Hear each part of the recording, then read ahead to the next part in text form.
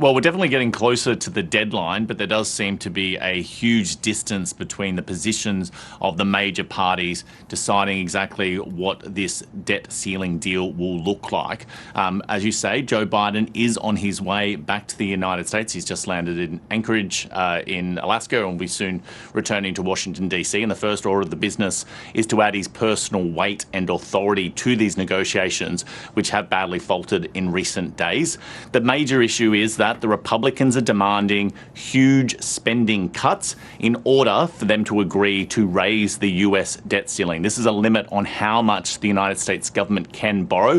They've effectively met that limit already, and we're told that June the 1st looks like being a hard deadline, and at that point the US might not have enough money to pay its debts, which would potentially be a catastrophic economic event. Joe Biden, though, before leaving the G7 event in Japan, had a few barbed comments for the Republicans and blamed them for why negotiations have stalled. I've done my part.